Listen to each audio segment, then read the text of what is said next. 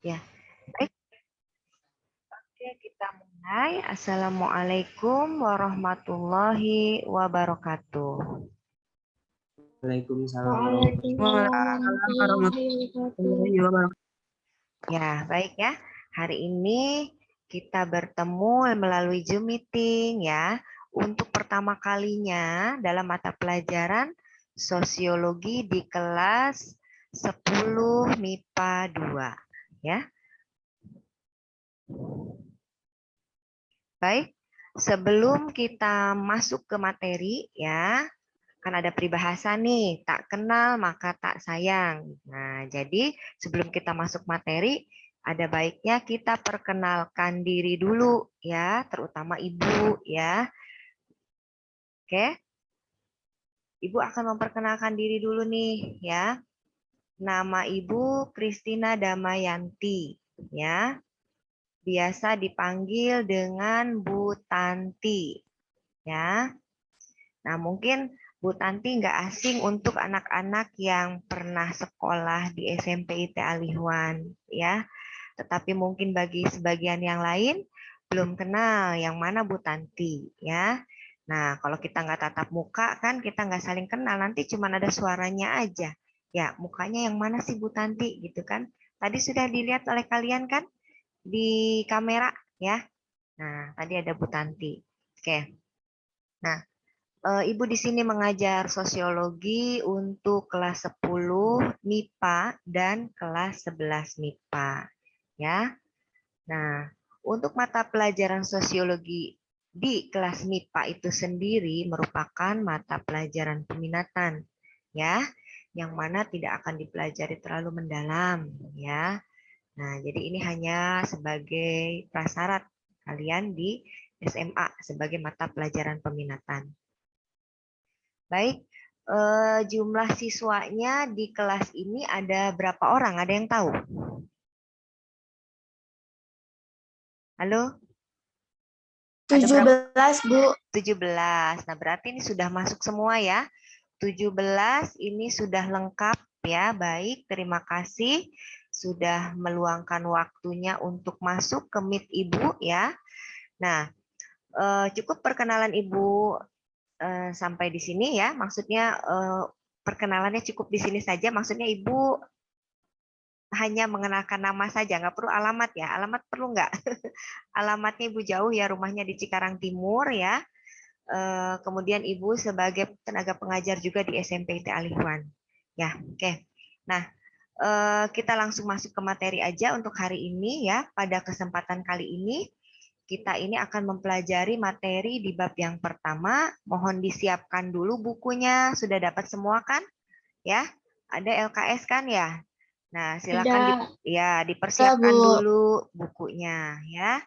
Nah, kita akan mempelajari bab 1 yaitu mengenai sosiologi sebagai ilmu untuk mempelajari gejala sosial di masyarakat. Nah, di sini Ibu membuat sedikit slide ya, diringkas saja ya, hanya untuk gambaran bahwa sosiologi itu apa sih gitu ya. Jadi Ibu nggak mendalam, nanti untuk pendalamannya kalian baca sendiri dan mengerjakan soal gitu ya. Nah, pada materi ini indikator kompetensinya ya yang akan dibahas yaitu yang pertama ya siswa dapat menjelaskan pengertian sosiologi ya. Jadi setelah pelajaran ini nih nanti kalian mampu menjelaskan pengertian sosiologi. Kemudian yang kedua, siswa mampu menjelaskan objek kajian sosiologi ya. Jadi nanti setelah belajar ini kalian tahu apa sih objek kajian sosiologi itu ya. Kemudian yang ketiga, kalian dapat menjelaskan ciri-ciri sosiologi sebagai ilmu ya. Nah, kemudian kalian juga dapat menjelaskan peran dan fungsi sosiologi ya. Nanti sosiologi itu berperannya di mana aja dan untuk apa saja gitu ya. Nah, selanjutnya kita perkenalkan Bapak Sosiologi namanya Auguste Comte ya. Auguste Comte. Ini merupakan bapak sosiologi. Nah, beliau itu merupakan orang yang pertama kali menggunakan istilah sosiologi, ya, yaitu pada tahun 1798 sampai 1857. Nah, menurut beliau bahwa sosiologi itu adalah ilmu tentang gejala sosial yang tunduk pada hukum alam dan tidak berubah-ubah gitu ya. Jadi bersifat permanen gitu ya. Nah, kemudian dalam perkembangannya Bapak sosiologi ini menulis beberapa buku ya, yang dimana menggunakan pendekatan umum untuk mempelajari masyarakat. Nah, kemudian pada perkembangan selanjutnya ada lagi tokoh sosiologi yang bernama Emil Durkheim. Ya, beliau mengatakan bahwa sosiologi adalah ilmu yang mempelajari fakta-fakta sosial, gitu ya. Jadi mempelajari apa sih namanya realita yang ada di dalam masyarakat, gitu ya. Jadi menurut fakta sosial.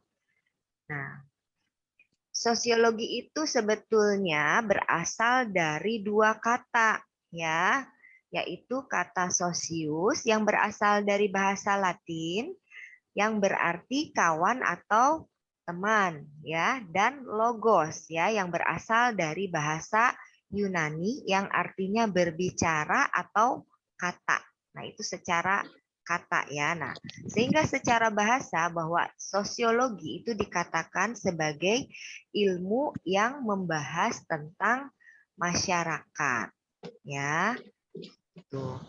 Nah, karena sosiologi ini merupakan ilmu yang membahas tentang masyarakat, nah, maka kita harus tahu dulu apa sih pengertian dari masyarakat itu sendiri. Siapa sih masyarakat itu? Ya. Nah, masyarakat itu, kata masyarakat ya, berasal dari bahasa Arab ya, yang asal katanya itu musyarok ya, yang artinya bersama-sama. Nah, kalau secara bahasa, masyarakat itu berarti sekelompok manusia yang hidup bersama di tempat yang sama dalam waktu yang relatif lama dan membentuk kesatuan. Nah, sehingga kita bisa ambil apa sih namanya intisari ya. Jadi bahwa masyarakat itu, yang dikatakan masyarakat itu harus ada sekelompok manusia dulu ya, sekelompok manusia. Nah, kemudian kelompok manusianya ini harus hidup bersama. Nah, kemudian hidupnya harus di tempat yang sama dan dalam waktu yang relatif lama. Nah, kalau misalkan ada dua orang manusia, Bu, kemudian ketemunya cuma sebentar. Nah, itu belum dikatakan sebagai masyarakat. Misalnya ya, si Raj dan Revalina ketemu nih, ya, kemudian diskusi. Nah, itu belum dikatakan sebagai masyarakat karena yang dikatakan masyarakat itu harus hidup bersama, tempat yang sama, waktunya relatif lama dan membentuk kesatuan, ya. Nah, kemudian masyarakat itu sendiri bukan hanya sekedar harus hidup bersama di tempat yang sama, tetapi mereka juga memiliki hubungan antar manusia. Maksudnya ada interaksi yang intens. Enggak? Interaksi yang intens, interaksi yang terus-menerus ya. Kemudian sehingga saling tumbuh pengertian, tumbuh saling memahami, tumbuh rasa saling merasakan, dan kemudian memiliki harapan yang sama.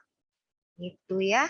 Misalkan seperti contohnya kalau kalian tinggal di perumahan, kan ya, otomatis dengan orang-orang yang berkumpul di situ ya dalam jangka waktu yang relatif lama ya, kemudian mereka akan saling toleransi, akan saling mengerti ya kan, akan saling menghargai. Nah, itu namanya masyarakat. Nah, kemudian di masyarakat itu sendiri selain ada hubungan interaksi, pastinya akan ada yang namanya komunikasi ya. Nah, selain ada komunikasi, ada juga peraturan ya. Peraturan yang mengatur hubungan mereka atau yang mengatur hubungan antara manusia, ya, sehingga di sana nantinya tercipta sistem kehidupan bersama yang diinginkan, ya.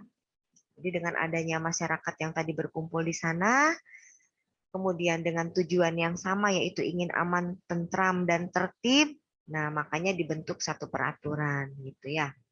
Paham ya? Oke, nanti bertanya boleh setelah ini ya. Oke, Ibu lanjutkan kembali. Nah, kemudian tokoh Emil Durkheim mengatakan bahwa pokok bahasan sosiologi itu adalah fakta sosial. Tadi kata Ibu, fakta sosial di sini merupakan realitas yang terjadi di masyarakat, kenyataannya, ya, yaitu pola atau sistem yang mempengaruhi cara manusia untuk bertindak, berpikir, dan merasa. Ya, jadi kalau Emil Durkheim ini lebih ke cara manusia untuk bertindak, berpikir, dan merasa. Ya, kemudian menurut tokoh Max Weber itu berbeda lagi. Menurutnya bahwa pokok bahasan sosiologi itu adalah tindakan sosial yang dilakukan dengan mempertimbangkan perilaku orang lain. Nah, kalau Max Weber ini lebih ke perilaku. Nah, kalau tadi Emil Durkheim lebih ke cara bertindak, cara merasa, cara berpikir. Jadi lebih apa itu namanya lebih lengkap ya. Oke. Nah, kita lanjut. Sosiologi sebagai ilmu pengetahuan itu memiliki beberapa ciri, ya. Yang pertama, cirinya adalah empiris. Bahwa sosiologi itu didasarkan pada observasi dan akal sehat yang hasilnya tidak bersifat spekulasi atau berdasarkan fakta. Nah, maksudnya di sini bahwa ketika kita akan menentukan satu atau menyimpulkan sesuatu pada sosiologi ini, itu harus didasarkan dari penelitian-penelitian, ya, bisa dengan berbagai cara, bisa melalui angket, bisa melalui survei, bisa observasi langsung melalui wawancara, gitu ya, terhadap masyarakat yang diteliti. Nah, kemudian hasilnya juga tidak bersifat spekulasi atau tidak menduga-duga, tetapi berdasarkan fakta yang ada. Fakta yang misalkan diceritakan oleh narasumber, fakta yang dilihat gitu kan oleh si peneliti itu. Nah, itu sosiologi bersifat empiris, ya, nyata. Nah, kemudian yang kedua cirinya adalah bersifat teoretis. Nah, ketika menyusun penjelasan di dalam sosiologi ini harus berdasarkan fakta yang ada tadi. Jadi fakta-fakta atau apa namanya hasil wawancara yang diperoleh tadi disusun sebagai penjelasan, nah, bersifat teoretis namanya ya. Nah, kemudian ciri yang ketiga yaitu sosiologi ini sebagai ilmu bersifat kumulatif, ya. Maksudnya apa? Bahwa sosiologi disusun berdasarkan teori-teori yang ada, ya. Kemudian diperbaiki, diperluas sehingga menyempurnakan teori lama. Nah, jadi teori ini diperbaikinya dari mana? Ya, ketika ada satu teori kemudian dilakukan kembali penelitian, observasi dari keterangan masyarakat, dari kenyataan yang ada di masyarakat, kemudian diperbaiki lagi. Apa namanya dihubungkan lagi dengan teori lagi, kemudian ternyata ada yang baru diperbaiki lagi. Kemudian diperluas lagi, disempurnakan lagi gitu ya. Jadi realitas yang ada dihubungkan dengan teori yang sudah ada, kemudian kalau ada yang lebih baru diperbaiki lagi seperti itu ya. Ini sifat dari sosiologi. Karena yang ditelitinya adalah tadi masyarakat ya.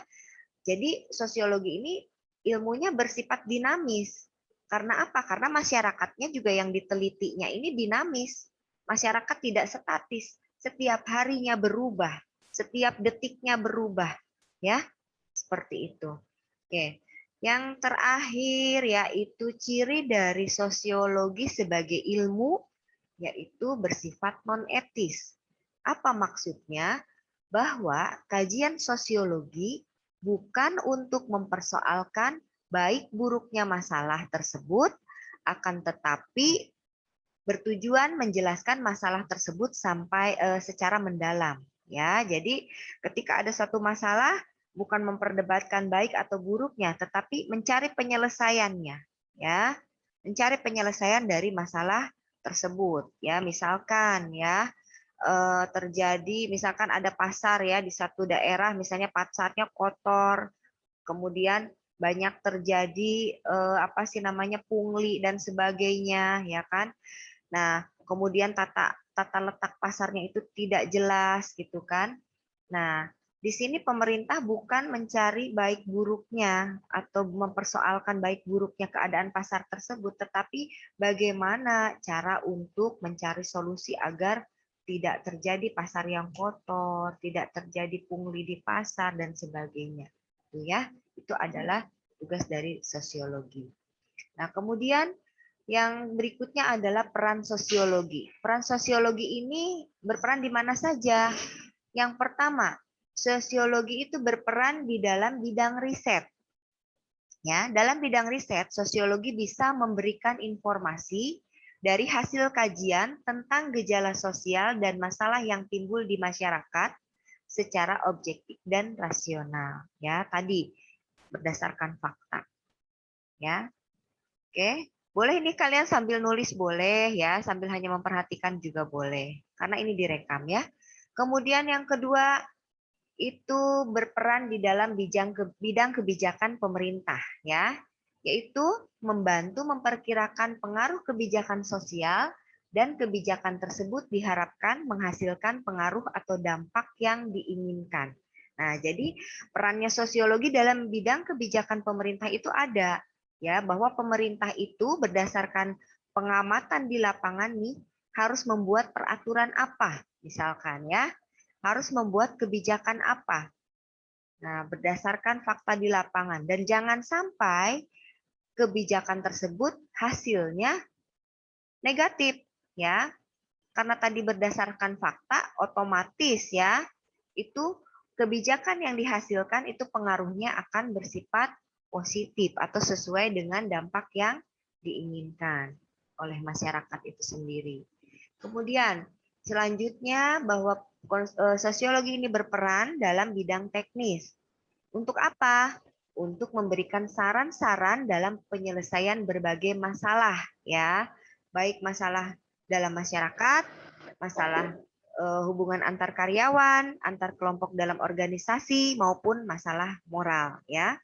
Nah, kemudian yang terakhir, sosiologi juga berperan di dalam bidang pendidikan, di mana mengembangkan sosiologi sebagai ilmu dalam berbagai bidang. Karena sosiologi itu sendiri sebetulnya masih bisa dikembangkan lagi dalam ilmu-ilmu yang lainnya ya. Jadi ada beberapa apa namanya subilmu dan spesialisasi dalam sosiologi. Seperti contohnya misalkan demografi atau studi kependudukan. Nah, itu subilmu dari sosiologi. Kemudian ekologi manusia, ya. Kemudian ekonomi dan masyarakat. Karena dalam ilmu-ilmu tersebut tetap melibatkan masyarakat di dalamnya. Nah, masyarakat ini merupakan tadi apa? Objek kajian dari sosiologi, ya. Nah, yang terakhir yaitu kita bahas mengenai fungsi sosiologi.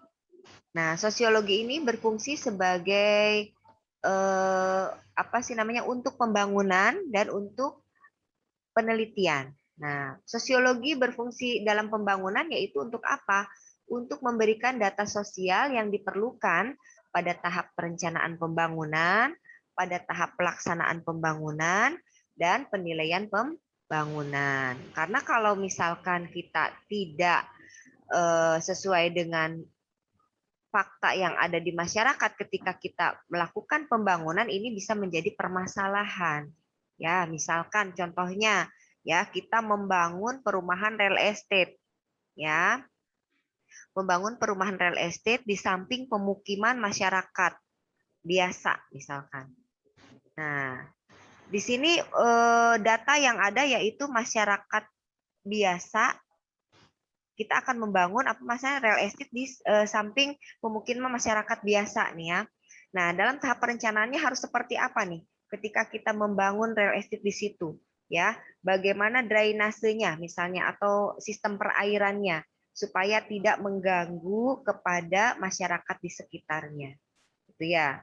Nah, kemudian dalam pelaksanaannya juga dalam tahap pembangunannya harus seperti apa. Kemudian penilaian pembangunan setelah real estate itu terbangun ya, kemudian sudah ada penghuninya, apakah drainasenya tadi mengganggu ke masyarakat tidak gitu kan. Kebanyakan kan perumahan-perumahan real estate ini membuat sistem drainase atau sistem pengairannya ya, saluran airnya ini tidak diperhitungkan sehingga pembuangannya itu biasanya langsung ke pemukiman masyarakat sehingga di pemukiman masyarakat itu mengalami kebanjiran. Nah, seharusnya pembangunan itu harus berdasarkan data yang ada di masyarakat tersebut. Jangan sampai terjadi seperti hal yang tadi Ibu ceritakan. Ya. Kemudian yang terakhir bahwa sosiologi ini berfungsi untuk penelitian, yaitu untuk memberikan rujukan bagi para pengambil keputusan dalam menyusun rencana penyelesaian suatu rencana sosial yang baik. Ya, ini tadi ya untuk memberikan rujukan supaya pengambil keputusan dalam hal ini adalah pemerintah ya yang punya kuasa ini tidak salah menyusun rencana penyelesaian suatu masalah. Nah, alhamdulillah. Nah, ini sedikit ringkasan yang Ibu buat untuk pertemuan kali ini. Nah, barangkali ada yang ditanyakan, silakan. Ibu akan beri waktu kepada kalian. Mangga. Silakan. Siapa yang mau bertanya? Mangga. Kak. Siapa yang mau tanya nih? Ayo, Ibu tunggu. Silakan, Kak. Tidak ada nih yang nanya nih. Saya Halo. mau. Iya, silakan. Saya mau nanya. Siapa nih? Halo. Nadifa. Nadifa, gimana sayang? Ini apakah sosiologi ini berkaitan dengan humaniora? Humaniora jelas, ya, karena humaniora itu kan juga berhubungan dengan manusia. Ya. Oh, ya, Coba makasih. dibuka Neng sayang. Ini apa namanya kameranya? Pengen lihat Nadifa.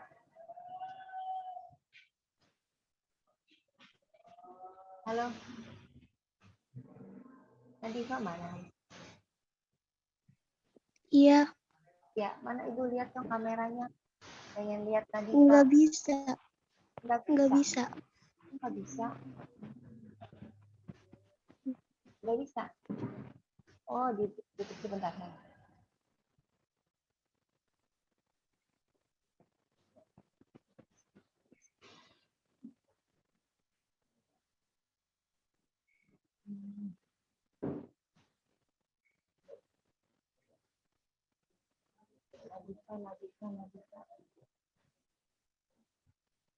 Kameranya nggak bisa dibuka sih Pak, itu kemana nih?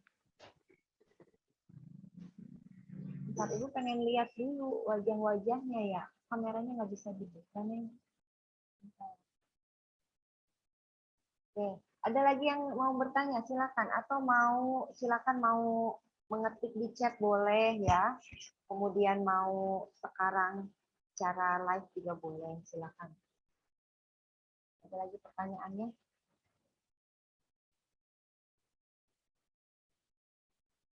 Terima kasih tadi Nadifa tuh ya.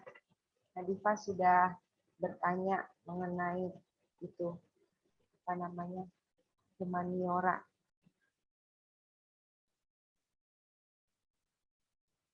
Ayo ada lagi nggak?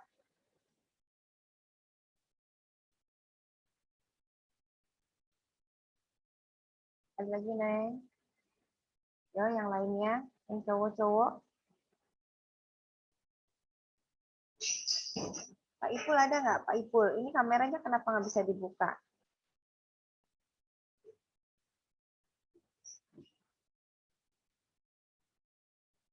Nah ya, Jadi kita bahas sedikit nih mengenai humaniora ya. Kalau humaniora itu kan merupakan ilmu yang mempelajari tentang cara membuat atau mengangkat manusia menjadi manusiawi dan lebih berbudaya ya.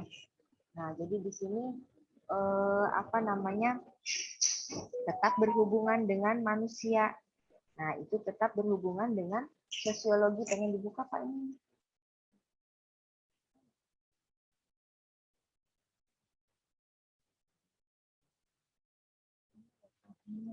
Kamera bisa dibuka.